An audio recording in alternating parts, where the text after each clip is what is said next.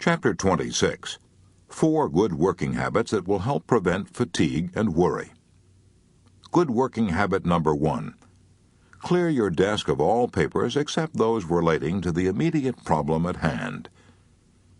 Roland L. Williams, president of Chicago and Northwestern Railway, once said, "A person with his desk piled high with papers on various matters will find his work much easier and more accurate if he clears that desk of all but the immediate problem on hand. I call this good housekeeping, and it's the number 1 step toward efficiency." If you visit the Library of Congress in Washington, D.C., you will find 5 words painted on the ceiling, 5 words written by the poet Pope. Order is heaven's first law. Order ought to be the first law of business, too. But is it? No. The average desk is cluttered up with papers that haven't been looked at for weeks. In fact, the publisher of a New Orleans newspaper once told me that his secretary cleared up one of his desks and found a typewriter that had been missing for 2 years. The mere sight of a desk littered with unanswered mail and reports and memos is enough to breed confusion, tensions, and worries. It is much worse than that. The constant reminder of a million things to do and no time to do them can worry you not only into tension and fatigue, but it can also worry you into high blood pressure, heart trouble, and stomach ulcers. Dr. John H. Stokes, professor, Graduate School of Medicine, University of Pennsylvania, read a paper before the National Convention of the American Medical Association, a paper entitled Functional Neuroses as Complications of Organic Disease. In that paper, Dr. Stokes listed 11 conditions under the title What to Look For in the Patient's State of Mind. Here's the first item on that list. The sense of must or obligation, the unending stretch of things ahead that simply have to be done. But how can such an elementary procedure as clearing your desk and making decisions help you avoid this high pressure, this sense of must, this sense of an unending stretch of things ahead that simply have to be done? Dr. William L. Sadler, the famous psychiatrist, told of a patient who, by using this simple device, avoided a nervous breakdown. The man was an executive in a big Chicago firm. When he came to Dr. Sadler's office, he was tense, nervous, worried. He knew he was heading for a tailspin, but he couldn't quit work. He had to have help. While this man was telling me his story, Dr. Sadler says, my telephone rang. It was the hospital calling. And instead of deferring the matter, I took time right then to come to a decision. I always settle questions, if possible, right on the spot. I'd no sooner hung up than the phone rang again. Again, an urgent matter which I took time to discuss. The third interruption came when a colleague of mine came into my office for advice on a patient who was critically ill. When I'd finished with him, I turned to my caller and began to apologize for keeping him waiting. But he'd brightened up. He had a completely different look on his face. "Don't apologize, doctor," this man said to Sadler. "In the last 10 minutes I think I've got a hunch as to what's wrong with me. I'm going back to my office and revise my working habits. But before I go, do you mind if I take a look in your desk?" Dr. Sadler opened up the drawers of his desk, all empty except for supplies. "Tell me," said the patient, "where do you keep your unfinished business?" "Finished," said Sadler. "And where do you keep your unanswered mail?"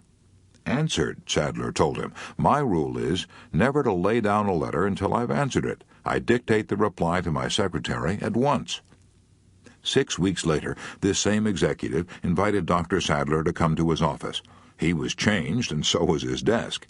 He opened the desk drawers to show that there was no unfinished business inside of the desk.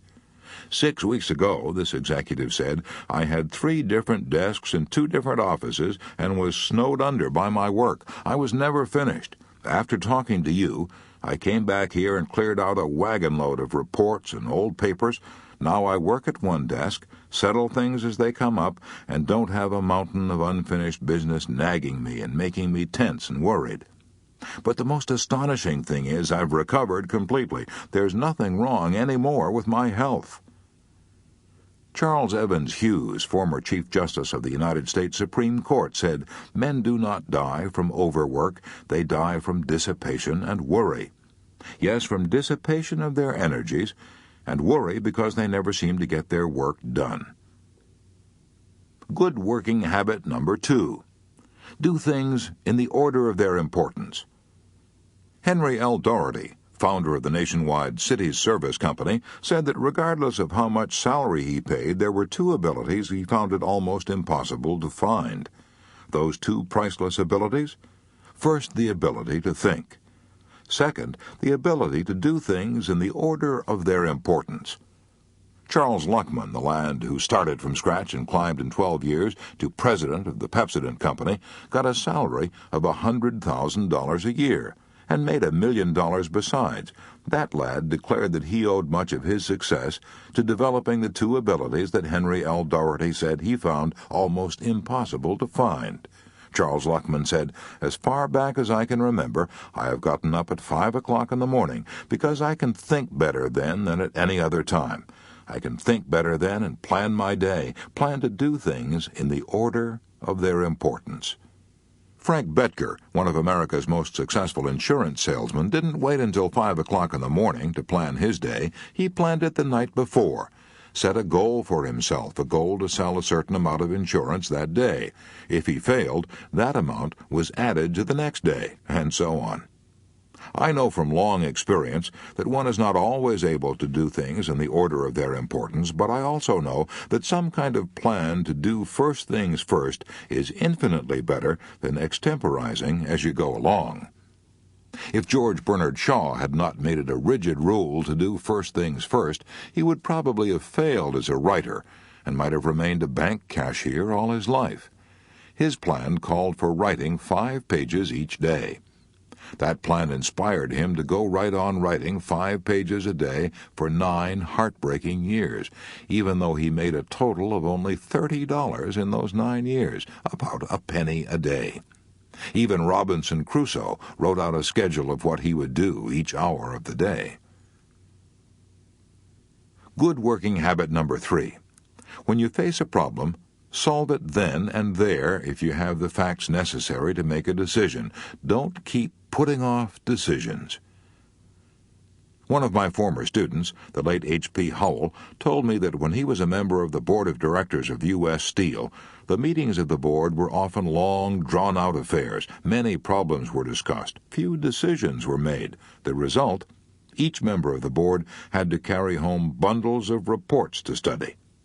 Finally, Mr. Howell persuaded the board of directors to take up one problem at a time and come to a decision. No procrastination, no putting off.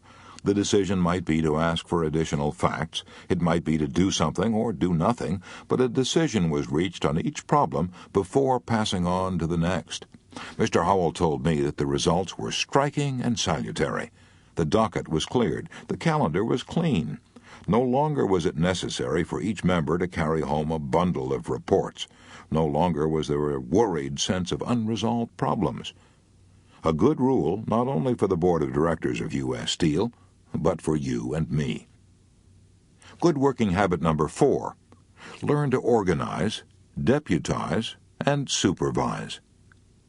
Many business persons are driving themselves to premature graves because they've never learned to delegate responsibility to others, insisting on doing everything themselves. Result? Details and confusion overwhelm them. They're driven by a sense of hurry, worry, anxiety, and tension. It is hard to learn to delegate responsibilities. I know. It was hard for me, awfully hard. I also know from experience the disasters that can be caused by delegating authority to the wrong people. But difficult as it is to delegate authority, executives must do it if they are to avoid worry, tension, and fatigue. Executives who build up big businesses and don't learn to organize, deputize, and supervise usually pop off with heart trouble in their 50s or early 60s, heart trouble caused by tension and worries. Want a specific instance? Look at the death notices in your local paper.